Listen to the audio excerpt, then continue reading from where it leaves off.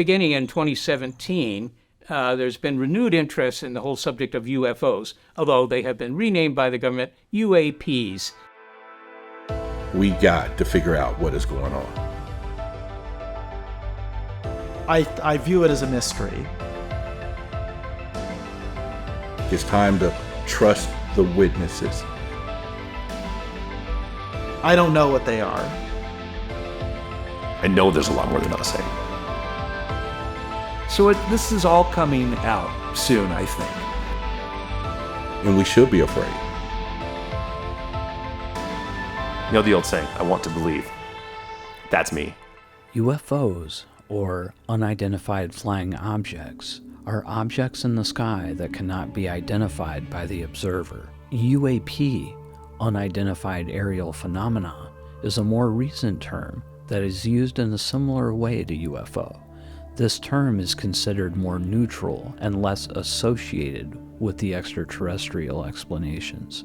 I think the whole UAP thing is kind of hilarious. UFO was a term that was coined by Edward J. Ruppelt in 1952. He was the head of Project Blue Book, which is the Air Force investigation into UFOs. He coined it because he didn't want it to call them flying saucers. The reason why he didn't want to call them flying saucers is because there was too much of a cultural connotation linking it to aliens. And he was like, no, I'm just studying weird phenomenon in the sky.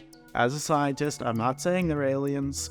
I'm not saying they're little green men. So he wanted to get rid of the cultural baggage associated with the term. So he said, flying saucer is now a UFO.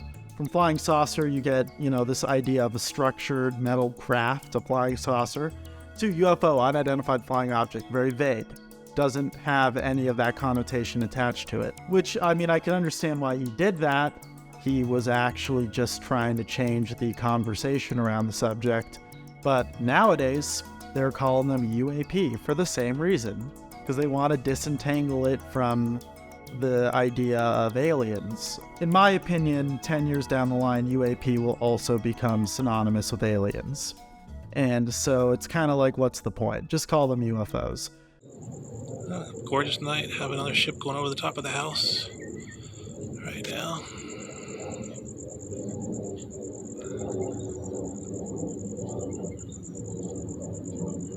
Got really bright a second ago. Well, I think one of the things that people should really think about is early on stories. And that's something that I've thought about and investigated myself personally. And one in particular that stands out to most is go back into African American history when you think about slavery. Now, there was a song, and it was called Swing Low, Sweet Chariot, Come and Taking Me Home. And if you start doing the research about that, you'll know it was an old slave song when they was out in the fields, but it was based upon a UFO. And the sighting of Swing Low, Come Down, Sweet Chariot, and Take Me Home. And then the other parts of that song was, I looked out over the Jordan, what did I see? Angels coming for me. Because the history of UFOs over water is still prominent today. And so all of those come back into a great history when it comes down to that phenomenon. The more research you do, and that's probably a good question for people who just do research and not a field investigator like me, but I do know that Columbus, in his diary, when they were traveling on the 3 ships, he actually saw a light come out of the ocean. And that's in Columbus's diary. So we can go back to 1492 if you want. And then, of course, you have, the Roswell incident of 1947. But a week before that, there was a bunch of just armada of UFOs that were seen, over Mount Rainier. And the word flying saucer came from that. One of the reporters, was trying to describe what Kenneth Arnold had seen. And then, of course, that would be late June and then early July of 1947. Here you have Roswell. Roswell, 1947, July 2nd, is when the world changed. You have to remember that right around that same time was when Kenneth Arnold saw a fleet of what he called flying saucers in, Washington State. And that was just like a few days before. And then you've got the Roswell crash. That's a huge one, and I think that should be a convincing subject for anybody who really looks into it, just past the surface of it. Mostly because, and for the same reason that I find the Rendlesham Forest case interesting, is there was a moment of, hey, we saw UFOs. And then within 24 hours to 48 hours, the people in charge said, oh, no. That wasn't a UFO. No. That was something else. Why did they say it was a UFO in the first place? Why would they release anything that said that we saw a flying saucer or we found wreckage, and then within 24 hours backpedal and change their story? There was credible witnesses, plenty of documented sighting, even physical evidence in the case of Roswell, and the people that were there innocently just reported it as they saw it. And then within a certain amount of time, the higher-ups backpedaled that story. People like Stanton Friedman and others have done a deep dive and spoke to many of the original witnesses. For myself, I'm close friends with the Marcel family. Denise Marcel actually she worked with me as a field investigator. Of course, their grandfather was the first official on the debris field. Now, this was the one that was closest to the Roswell Air Base. Apparently, when this UFO hit, and some say that it was possibly a radar system that brought it down, that it had some effect on the craft. There are apparently bodies at the original crash site, which was Corona, New Mexico, closer to the border there. And they say that it hit so hard that the habitat, the life habitat that the beings were actually in, that crashed there, and the rest of the craft went back up in the air. And what they found in Roswell was this, what they called memory metal, which was very, very light, almost like tin foil. But you would crumple it up, and it would come back, and it would go back to its original shape, like it had an electrostatic charge of some kind. And with that, you have memory metal as a term. I know that Jesse Marcel Sr., that they shot a gun at this stuff, and it had no effect on it. They hit it with sledgehammers. They couldn't figure out what this material was. And so Jesse this was at the Mac Brazel Ranch, where the debris field was a square mile across, and it fanned out. And I've heard that the pieces of memory metal seemed to be moving in a breeze that wasn't there, like they were trying to go back into the original shape, which is very strange. He went and filled his car trunk up with some of this stuff, and they found some I-beams with strange hieroglyphics inside of the I-beams. You could only see them if you held it up to light, and then it would be like this iridescent purple color. So he had his trunk filled with this stuff. He was going to take it back to the Roswell Air Base, but he decided to go home first because he felt like this was something that he wanted his son to see it, and he wanted his wife to see it. He knew that this was not a weather balloon. He knew his weather balloons from his spaceships. So he took it home, and Jesse Jr. got to handle it and see it. That was Denise's father. Then, of course, he took it to the base, and they flew that to Wright-Patterson Air Base.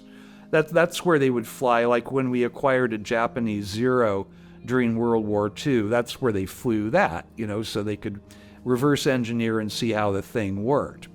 And that's apparently where the Roswell materials ended up. Some say White Sands, New Mexico, but I've heard Wright-Patterson, and that's probably where it ended up. And of course, then they made Jesse Sr. pose with you can see the photograph, and he looks embarrassed. He's like, look at the camera going, you gotta be kidding me.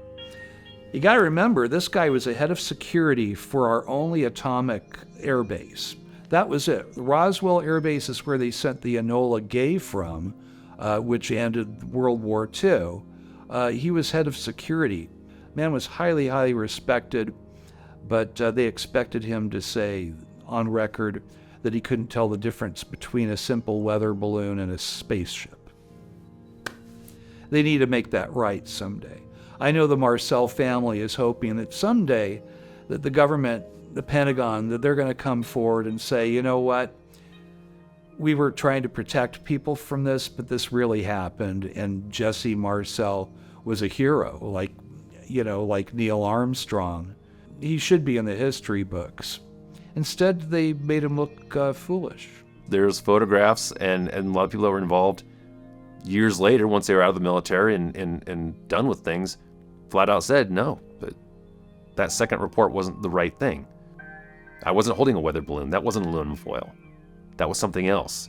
I had to say that. And some of the people involved with the Rendlesham Forest sighting say the same thing. The officer didn't talk about touching the UFO or having some sort of communication or anything the night of. Well, if you look at investigations and look at interviews with those guys, they did say something. And it was only later that it was blacked out and wiped from the record, and a second statement was given. And I think when you start to see those things, you realize something's going on. If it was nothing, that much trouble wouldn't be involved. They wouldn't be going to that much work to cover up something or make a story for it. That was probably one of my main focuses when I first started doing UFO investigations, was because I lived in California at the time, and Roswell was kind of easy access for me to. It's one of those big events that happened in U.S. history in ufology, and it was within my reach. I would visit Roswell, and I would talk to some of the actual people that lived in 1947. So Glenn Dennis, who was the mortician back in 47, and Walter Hott, who was in charge of doing press release for Roswell Army Air Force Base, or Walker Base. They were running the museum, the International UFO Museum in Roswell. And I had been there so many times that they started to recognize me. And then Glenn Dennis started to recognize me. And after a period of time, he says, hey, Chuck, he says, it's about time I give you the coordinates to where the debris site is. I said, you have the coordinates to the debris site? To the actual site where Mac Brazel saw all that debris in 47? He says, yeah. Well, I have coordinates to the BLM marker there, but I'll tell you, it's only 100 or so yards from the BLM marker. I said, well, yeah, I want them. So he gave me the coordinates. My sister and I jumped on the Jeep Wrangler. And, we're looking at 2.5, 3 hours away from Roswell, because where the debris site is, it's closer to Corona, New Mexico. I remember we were on an old ranch road, and the GPS said go that way, and I said, well, I'm in a Jeep. I'm going to go across the desert. And we did, and we found the BLM marker, and then I found the place where he described, the contour, the way the land was, and somewhere I have a picture of me back then with my little metal detector out in the middle of the desert looking for UFO wreckage. And it was probably one of the most exciting things that happened to me pertaining to Roswell, actually able to go there for the very first time. Now, since then, because I've done so many investigations with Roswell, I've actually been on a couple of archaeology digs at the debris site. And the first archaeology dig I was on, I actually found a piece of metal, so that was pretty cool. I think if you look beyond the surface of some of these bigger stories, you find them intriguing enough that they're more believable, I think, than not. Roswell, there was absolutely a very clear cover-up. Things were backpedaled, things were hidden, things were put away in almost a sloppy manner, like a very obvious manner that, oh, oops, we didn't mean to do that. Whether or not, say with Roswell, there's bodies or there's a full UFO somewhere in a deep underground bunker, maybe in Colorado. Can't say for sure about that except for, hearsay, but I think there's definitely something there. I think something crashed. There was wreckage of some kind. When we start trying to figure out how is the government is being involved, or what are they doing about these UFOs? Yeah, it's interesting. 1947, after Roswell, the same year, the Air Force was created, the NSA was created, and the CIA was created. There was also National Disinformation Act of 1947, where basically the government could lie to the American people as long as they gave you a little truth. Okay? And that's what they still are doing. Basically, they give you a little truth and a lot of untruth. And of course, that all started from what I believe in 1947 after the Roswell incident, but I'm sure it went through the whole Cold War too, of course. First of all, we have to now make the determination that the government feels that these things are a threat to national security. And no wonder, because of the technology. And so therefore, I think that's part of why we got the secrecy from the government side. But what are they actually doing? Well, now they're trying to put in programs to actually say, okay, we're now going to go out and observe these UAPs. We're now going to investigate all along. They've been doing this all along. It's not nothing new. Since the 1940s, they've always had evidence. But I think they're trying to get more money, number one, because money is going to do this thing. And so therefore, they have to now change the narrative, put it out to the public, where for 60 years, they've cried wolf or saying, no, it doesn't exist. And for us in ufology, we've done that. We've don't trust the government. They're not. And now the government is saying, okay, UFOs are real or UAPs are real. And now we're trying to echo that. And the people are like, no, y'all done told us for 60 years, don't believe them. And I think they know that. They know, they stay one step ahead. But they're trying to really get to a point, because now they can't hide the budgets. They can't hide the fact that they have a space force. What's the purpose of all that? So now we have to create the enemy behind it. I mean, it could easily be disinformation. They could be releasing this stuff just to sort of, have us, look over here while we do this.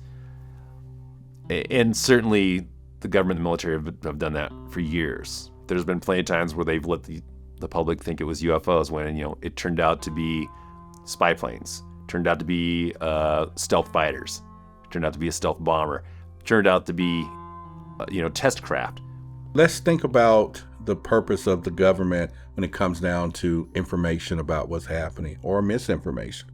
And we have to look at the procedure to protect the secret itself.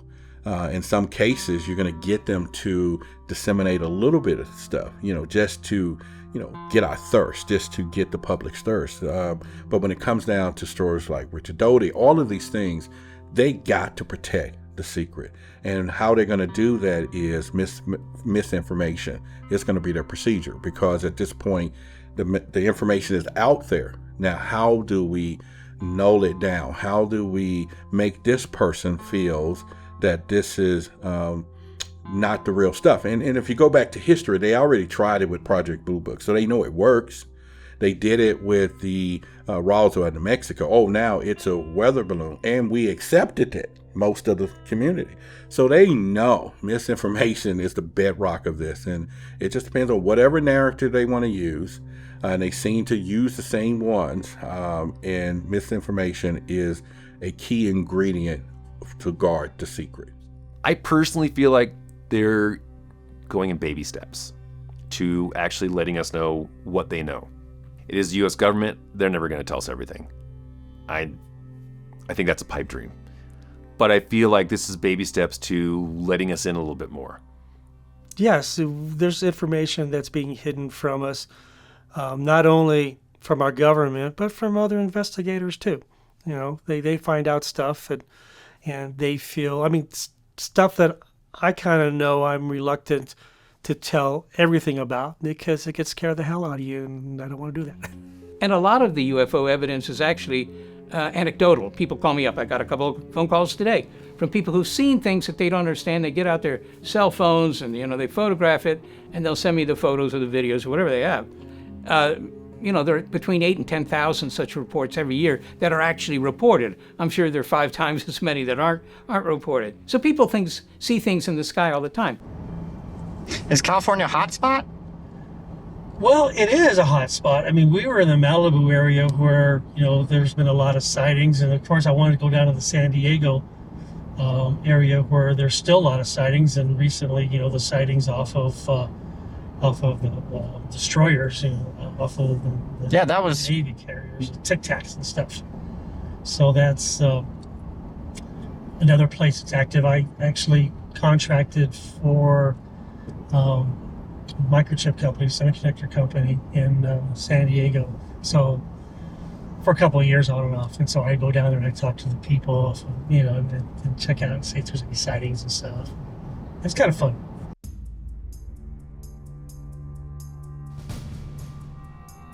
I think that the Tic Tac event that happened, I think that that's what opened up disclosure that we're enjoying right now. It was on the front page of the New York Times. The military themselves said, we can't explain it. Yes, this happened. I'm very good friends with Kevin Day, who is the strike force commander on the radar deck that day on the USS Princeton. I think that it's our Roswell, except this time the government isn't hiding everything. This time it's actually it got out there, and it changed the world. Tic Tacs have been around forever. I've been investigating Tic Tacs for a long time, and I've been talking to military people who've seen Tic Tacs. That's nothing new for me. What's new, though, is for our pilots to come out publicly with this information, and that is way cool. This is why the ridicule has gone down. There's still ridicule out there if you say you've been abducted or you've seen a UFO or something, but it's so far less than it used to be. I got to watch that. It's almost like a fuse that just went out. And it went out because of that New York Times article in 2017. The Tic Tac was a very, very real thing, and we continually get sightings from the same area. Really good sightings. I've had pilots, boat captains, and all kinds of people that have seen similar things out there. The most impressive thing about the Tic Tac was that this thing moved at Mach 18, 18 times the speed of sound, and it went that fast, but it didn't create one single sonic boom. And that's impossible. Scientifically, as we know science, there should have been 18 sonic booms. The thing was doing 90-degree turns. It was playing cat and mouse with a squadron of jets that they finally sent out to intercept. At first they thought that the radar was going wonky, but after a week of this, they knew that the radar systems were working perfectly. And these things were coming down from low Earth orbit to sea level and then shooting back up. They saw this on the radar for like 5 days, and they finally sent a squadron of planes out there, and the rest, of course, is history. There's a myth that the government may be instrumental in creating these Tic Tacs. To really get a public awareness, to really get the push behind it through Congress to say, okay, we have a threat that we need to do this. But if you really look at, and for me, it was, I think so at first, because when you listen to the audio, especially of the Tic Tac video and the excitement of the pilots, oh, go, wow, look at that. But then it all changed, and there was an interview that was done with Commander Fravor, and this was on 60 Minutes, and you look at his eyes, look at his face, he's disturbed. He saw something that he'd never seen before. He saw something that was not conventional for a pilot, and I think that's what it is. The military do not want the public to know that our Top Gun fighters, our serious fighters that are out there, could have some type of fear or something in that air that commands a little better technology. Well, we know that there's those observables, transmedium technology. We know that it has, cloaks. It can cloak, and all of these things that we don't have that technology, and we should be afraid. My personal feeling is that the government has been in contact for decades. They've had proof of this and maybe even have direct contact, and maybe they still do. And they're doing this in an effort to sort of soft pitch the idea to us, get us more comfortable with the idea that maybe these things do exist. Maybe it's okay. Maybe it's not scary. Because I know for a fact if the government just came out tomorrow and said, hey, by the way, we've been in talks with an alien species from another planet, and we have been for years, I think a large percentage of the society would freak out. Fortunately now, it's 2022, it's a softer subject for people. More and more people believe now than they did 10 years ago, 20 years ago, 40 years ago. It's an acceptable subject. It used to be a thing where if you were into UFOs or in any of this stuff, it was almost embarrassing. You didn't really want people to know that was your hobby. It could get you fired. You could lose friends. There was a lot of repercussion to something silly like that. It's not that silly now. People realize it's like, maybe that's a thing. It's not embarrassing anymore, so it's okay to talk about it. And I think that's what the government's doing.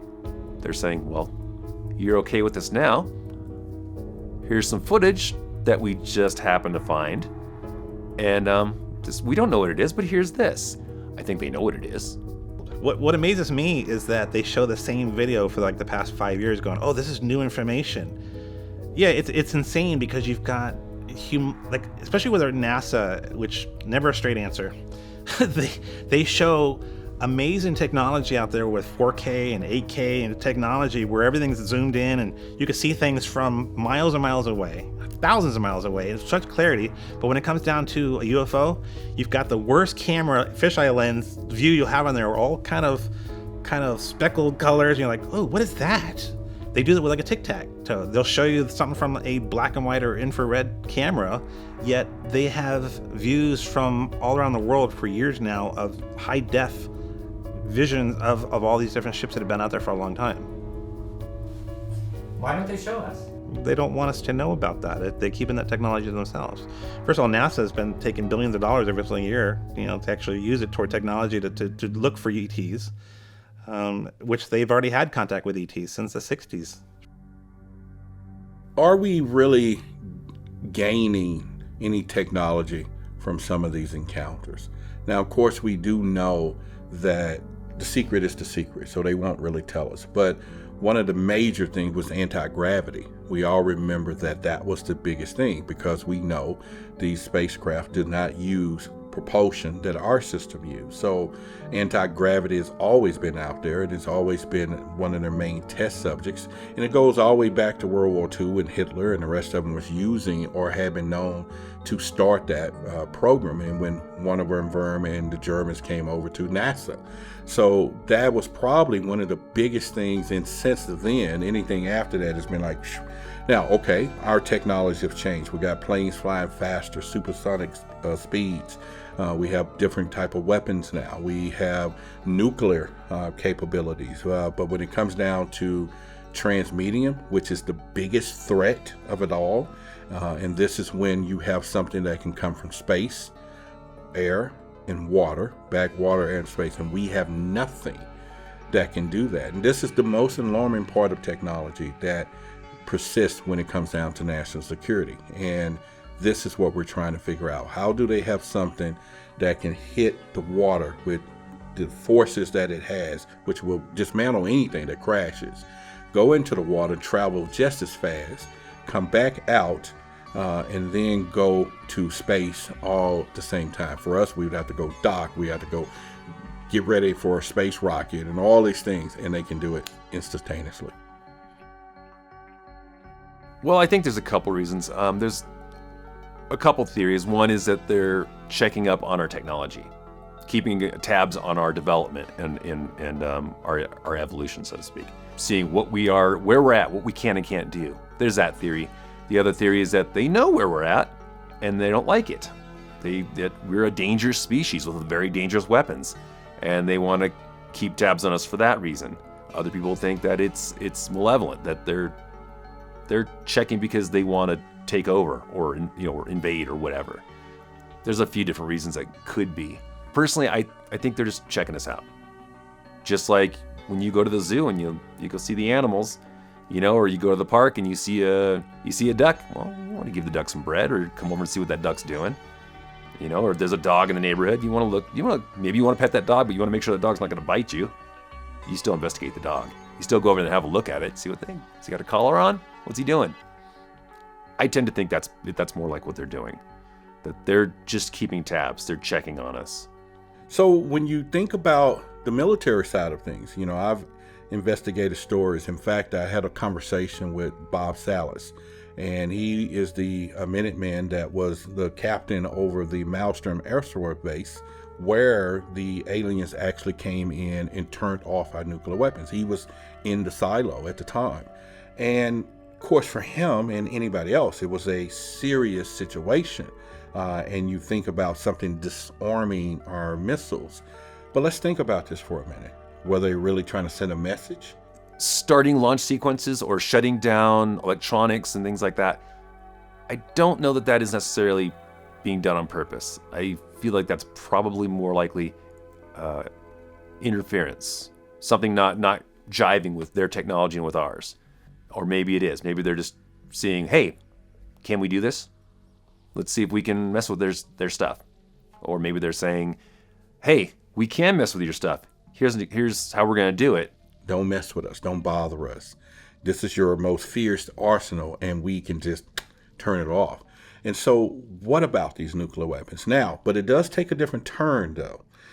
When you think about people saying an invasion and what would happen on Earth. Now, one of the things that humans can't handle is radiation. And when we hear a lot about radiation when they come into these encounters. But now these extraterrestrials seem to bring radiation with them. So probably our nuclear weapons may be a recharging station. It could be a lot of things of why they are interested in that. But at the end of the day, turning them off is saying, hey, don't use it. But at the same time, it's a message. That's my opinion. I think that's what it was. Disclosure has already happened. And what we're doing right now, this is disclosure. Talking about this in a lucid and scientific fashion, that's disclosure. But I think that we are eventually going to see these technologies, and they're going to be us doing them. And that's our future. That's the future of ufology and what this will lead to. Now we are in some exciting times. We're now in the time of disclosure. Everybody's so thrilled about it, which I am too, because we want to know, we want the truth. But then I start really thinking about it. How much of disclosure are they going to give us? And when you start really thinking about it, yeah, if we find out there is some new technology that was discovered or a whistleblower, they're going to disclose what we know, okay? But they're not going to just say, come in, you guys. Here's all the other doors that you doesn't know. We're just going to go ahead and just tell you everything.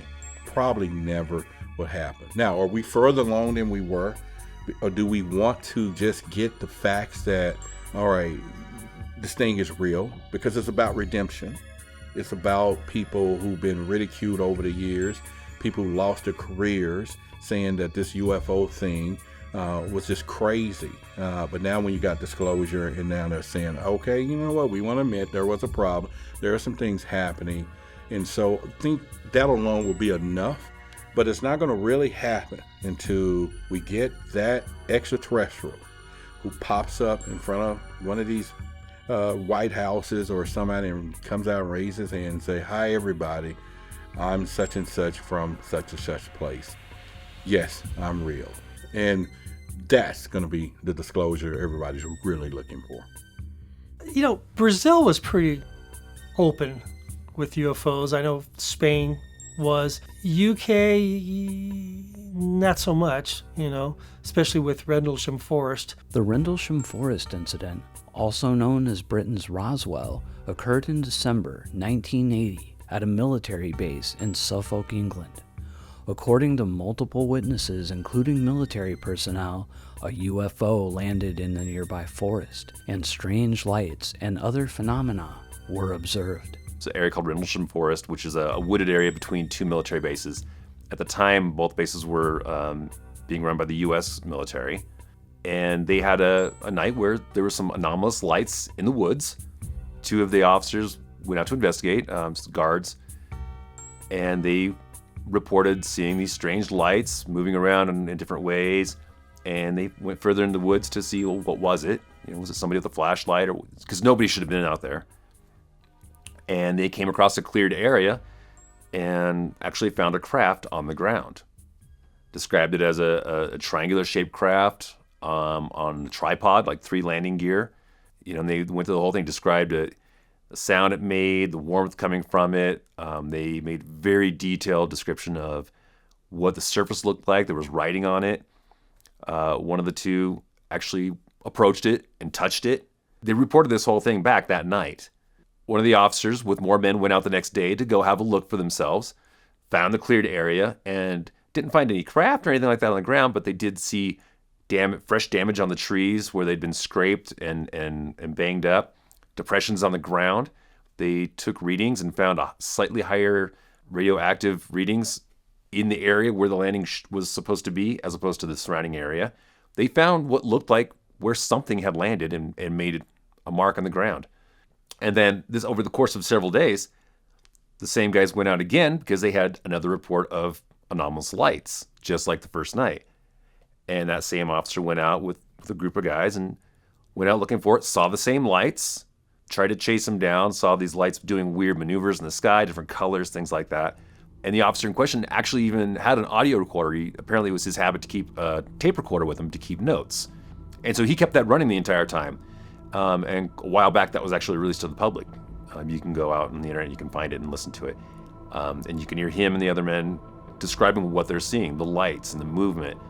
It's very intriguing. The incident received widespread media coverage at the time, and the military initially denied that anything out of the ordinary had occurred. However, later government documents and witness testimony have suggested that the incident was covered up. The incident remains unexplained to this date. A lot of doubters say that it was a lighthouse. There was a lighthouse in the area, it was near the coast, or that maybe it was a hoax. Some bored officers trying to pull a joke. But this went over the course of several days. A fairly good number of people on the military base doing this, going on record no less. I don't see why there's no benefit in that. It's not like they're gonna make money off of it. They weren't gonna get famous from it. This was 1980. Most people, most pilots, most military tend to not report those things because that can hurt your career.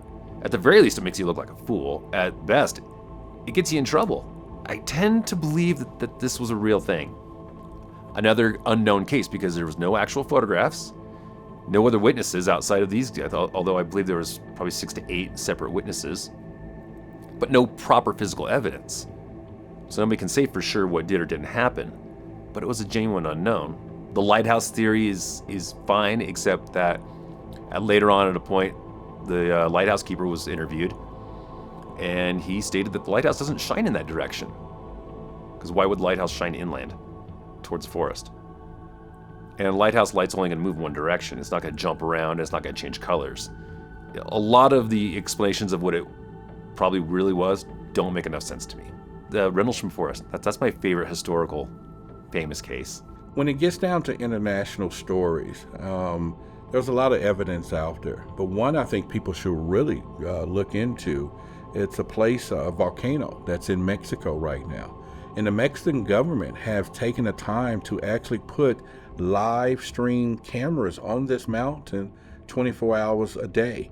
And what we have seen, enormously happening all the time is you see UFOs or whatever it is, UAPs, going in and out this volcano. Now, what makes it compelling that the descents are controlled. It slows down as it going in, and the volcano is active. So we know we have no technology that goes into an active volcano. So let's think about that as more international proof. Brazil is a hotbed.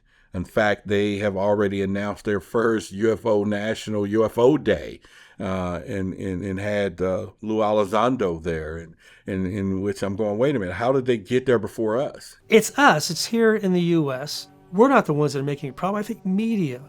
As long as I've been doing this, anytime I'm on a news show, they may make jokes. You know, before my spot comes on, they'll play something from the X-Files, or they'll make a joke, or even after I'm on, they'll make another joke. I want to just go back and slap them. It's funny now because I can laugh at them, because all the times I've been on the news for years and they made fun of me, what are they thinking now Are they going to make fun of the Pentagon? Are they going to make fun of our military? Or are they going to make fun of our pilots? Especially all those people out there that say they don't exist. You know, that our pilots aren't really seeing UFOs. Really? Are you as good as a fighter pilot? Do you have the background, the experience, the education that our fighter pilots have to make that comment? Of course not. You don't, unless you're another fighter pilot. So the same thing with the media.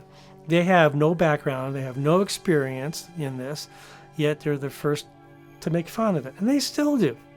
They still make fun of the stuff. They still have their little jokes aside. It's reality TV is all it is. Internationally, I think it's something that's out there, but then I'm sure the U.S. government is saying, don't you guys tell something before we do.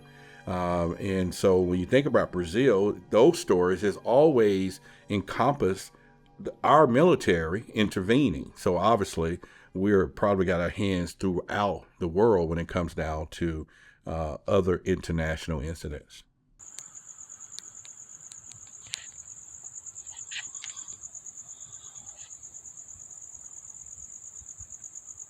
Well, it's pretty bright.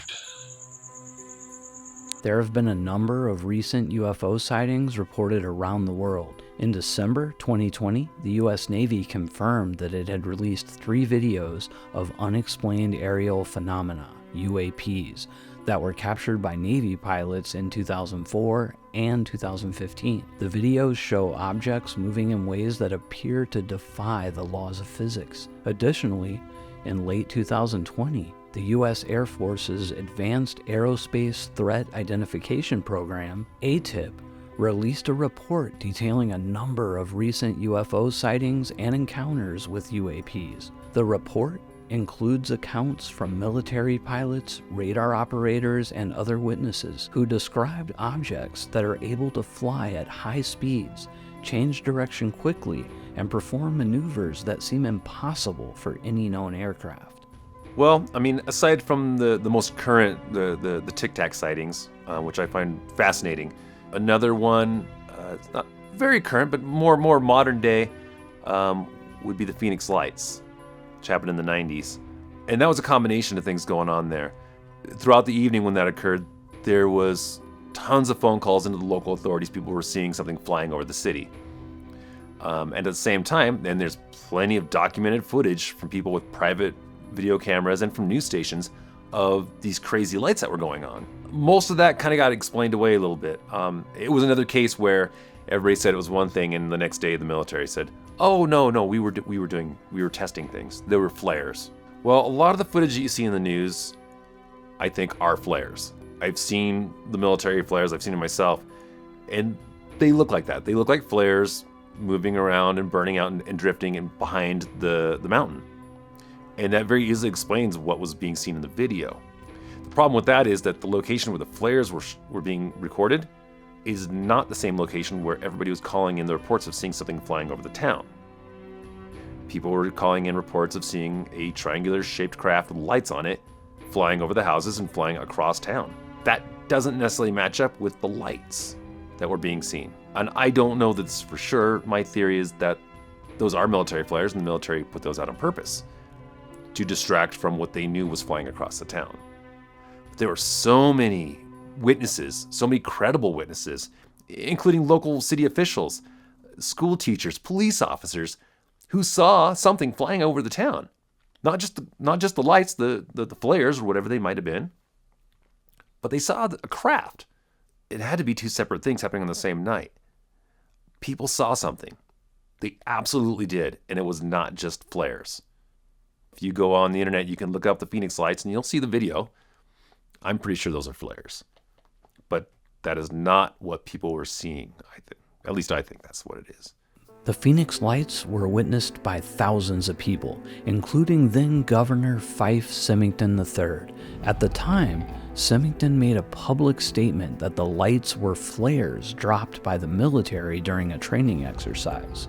However, Later, in 2007, Symington publicly admitted that he had lied about the flares and that he had actually seen the lights himself. He stated that they were otherworldly. Symington's change of story has added to the mystery surrounding the Phoenix Lights incident and has led some to believe that the lights may have been of extraterrestrial origin.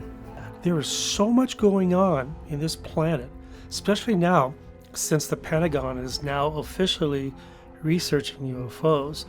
And it's really exciting time as a UFO investigator, because we've been trying to get these guys on board to come out publicly for years and years and years. But because things change, because of social media, because people talk, even our own pilots and our own military are talking, and they can't keep them quiet. But then again, too, it's a new generation of military. So they're not going by old school anymore. They're going like, okay, get some new people, on board that are running this, and I want to find out too. So it's really interesting what we see now. It's an exciting time. So let's now dive into what's happening at our airports these days. And we do know that there is a movement right now for the FAA to begin to work with the government to get the pilots comfortable with reporting these sightings. And there's a big difference out there when it comes down to this. And pilots are reporting all the time when they think they can, because there's a fear factor as of today that they don't want to report these things. It could cost them their jobs. But now the government there's a program they're trying to put in place where there's going to be some accountability, and to tell the pilots, we want that information, because this last ODNI report said that national security, aviation security, and then also the stigma was the top three things for FAA side that they was trying to accomplish. And knowing that we have a lot of these UAPs, there were stories of collisions that had happened, but then most recently, John Greenwald Jr. Released a FOIA Act of an FAA transmission recently that came out of the pilots communicating with each other, several different airlines, that they all spotted a UAP. And this thing actually flew underneath one of these planes and disabled some of the controls within this airplane. And you can hear the pilots talking about it. And this is probably one of the first big releases. And now for me, I think that we got to be really cautious about this, because people want to know, is it a threat? We got thousands of planes out there, thousands of them. And so they're not deliberately trying to down an aircraft, but we do have some coming up missing. But my question for everyone is, do we really want that type of transparent disclosure when it comes down to airplanes? And what I mean by that is, I just got off a plane. So do I want to get ready to board, and I'm handed a pamphlet out of transparency and said, by the way, we had some encounters up there at this last flight. Some of our instruments went out, but we landed perfectly fine with the skill set of our pilots. But you want disclosure, we want to do this. Or the airline steward is saying, okay, put your oxygen mask on. But by the way, we had 30,000 feet on our last flight. There was a swarm of UFOs came, and we had to do some evasive maneuvers. But we just want y'all to know, that's why. It wasn't turbulence that you thought. We just letting you know. Do we want that type of disclosure? I don't think we're ready for that. What struck me recently in the whole field of the UFO phenomena is that it's failed to come up with news stories. Most of the discussion about UFOs and UAPs is historical stuff, with the exception of the UAPs. That's fairly recent. That's 5 years ago or whatever. But almost all the rest are the historical stories. Roswell is the number one story there. And it sounds like the aliens have sort of lost interest in us, if you believe all that. I do get hoaxes. There is one guy who is making, it was very elaborate. He was making these balloon constructs. And I think he had a bunch of people working with them, and they would be helium balloons, but they would put on paper mache or foil, and they had one that looked like Sputnik. And it fooled a lot of people. I mean, people are still talking about that like it was a UFO. No. It was a party animal. This guy was trying to hoax people with.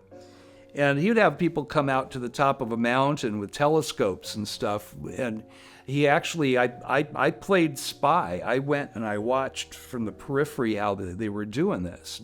He didn't know I was spying on him, but I was. He didn't know who I was yet. But somebody put in a UFO report, and I put two and two together. I had heard about what this guy was doing. He literally has a friend with a Piper Cub, a little old Piper Cub, this little plane, would release these balloon constructs in the clouds. The guy would get real meditative looking, and then he would say, "They're here." And so everybody's got their binoculars, and they're going, ooh, you know. And I actually confronted the guy, handed him my card and said, "I know what you're doing and I know how you're doing it. And, you know, your pilot friend made the mistake of wagging his wings at the crowd when he left." You know, I asked the guy behind me, "Well, who's that guy wagging his wings at us right after UFOs showed up?" And the guy said, "Oh, those are the men in black. We see them every single time." And that was an elaborate hoax. The guy was getting on TV. He was making money off of it. You know, he'd charge for events. Other times I'll have somebody, like I had a CGI person put in a very well-produced video that was just too good to be true. And, you know, the little daughter danced past the camera, really being cute at one point, and it was like, this looks really produced. And I did a little bit of detective work, and I found that the person actually had an online resume that said CGI work, realer than real life. And then I did a little bit more research, and I found, like, on social media, this person and friends yucking it up at a party, you know, at the computer, and it was like, okay, I know exactly what happened. You know, she produced a CGI video, tried to submit it, tried to fool MUFON, and I guess she would have probably used that on her resume. I even fooled MUFON. Yeah. So unfortunately, we do get hoaxes. It muddies the field up. I mean, some of them are funny. Some of them actually, they make me laugh once I've figured out what was going on. But it's not good to fool people. And I'll tell you, the UFO phenomenon in itself is so interesting that you can't make up anything that's better than the real thing. It's just always kind of a downer, because it's not as good as the real phenomenon. The red flag always comes up for me when I talk to somebody, and they say, "Well, I know exactly why they're here." This is a red flag, you know, or because do you really know? You don't know. You're just speculating, unless you have a written document or something in their handwriting. All you can do is, "I think I know." But for those people, and then the other people that say, "I see aliens all the time," I go, "Well, can you take a picture like one time? Give it to me."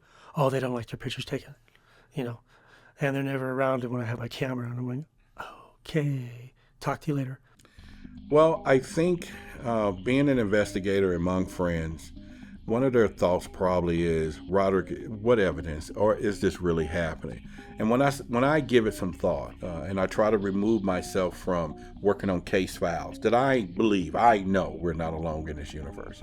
But what would someone who is new to this, where would I send them, or what would I provide to them to give them? And so I start thinking about ancient civilizations. When you go back to pyramid structures and technology and all of that, that's enough to awaken that curiosity to someone, to get them to say, "Okay, wait a minute, who built those?" You go back and look at the Dogon tribes and all of the star constellation information, and now you want to even go biblically or start looking into religious things and documents that have shown that there's possible extraterrestrial interactions. And so the evidence is going to begin with the research, because we don't have, outside of the stories, Roswell, the bodies recovered, we don't have physical public reference for that average person to say, "Prove it to me," except for things that are unexplained that will then lead them to the curiosity, saying, "Oh, wait a minute, this may be true." I kind of like the UFO lore, if you want to call it that, because some of it is, colorful and even dramatically interesting. I mean, the whole Roswell thing. Anybody who's been to Roswell will recognize that the best thing that ever happened to the city of Roswell was to be associated with aliens somehow, right? Because the entire downtown is given over to the sale of, artifacts or tchotchkes, really, of UFOs, right? Or aliens or something. There's a UFO museum downtown, a converted movie theater, that sort of thing, right? So for them, it's been good for business, if you will, the aliens. Today, everybody has a camera, both a still camera and a video camera. They have that in their pockets, right? And it's a pretty good camera.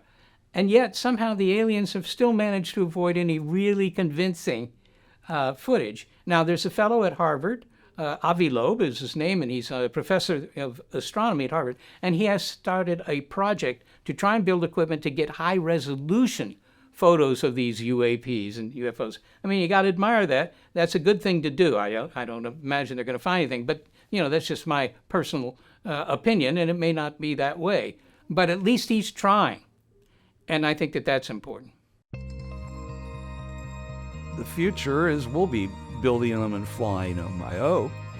That's the MUFON's creed, is the investigation of UFOs for the benefit, the scientific investigation of UFOs for the benefit of humanity. Well, that's how it would benefit us, is if we had that technology. It's difficult to predict what the future holds for ufology.